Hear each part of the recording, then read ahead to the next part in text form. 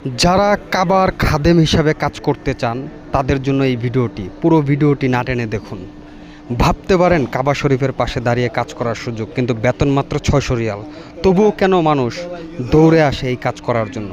আজকে জানবেন আসল কারণ। আমি এখন আছি মসজিদুল হারামের কাবা চত্বরে। এখানে যারা খাদেম হিসাবে কাজ করেন তাদের মুখেই শুনবেন কতটা ভালোবাসা আর তৃপ্তি নিয়ে কাজ করছেন। পুরো ভিডিওটি না টেনে দেখুন। ভাই, পবিত্র কাবা চত্বরের হাউসকিপিংয়ে কাজ করতেছেন, এটা আল্লাহর সন্তুষ্টির জন্য। কেমন লাগতেছে? তো আলহামদুলিল্লাহ, রাত্র শেষ প্রান্তে এখন ফজরের পূর্ব মুহূর্ত, তাহাজ্জুদের আযান হয়েছিল, নামাজ তাহাজ্জুদের জামাত শেষ, এখন ফজরের জন্য প্রস্তুত। আমাদের কাজ মোটামুটি আলহামদুলিল্লাহ আজকের জন্য সমাপ্তি। এখন ফজরের সালাত শেষ করে রুমে যাব, বিরতি।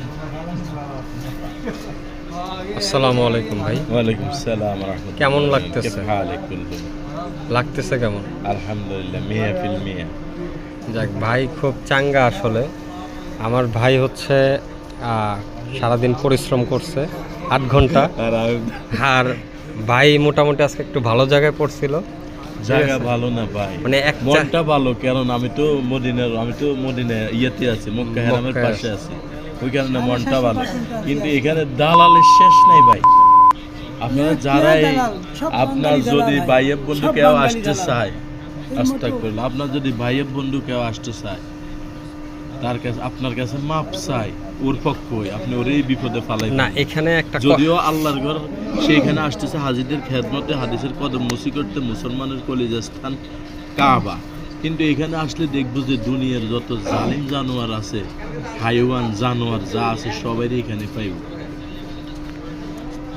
না, আমাদের আসলে একটা ভুল বুঝাবুঝি আছে। সেটা হচ্ছে, দেখেন, আমাদের দেশে যেমন কোনো কিছু করলে যদি পাঞ্জাবি গায়ে থাকে, তাহলে আমরা দোষ পুরো গ্রুপের উপরে দিয়ে দিই যে হুজুরাই খারাপ।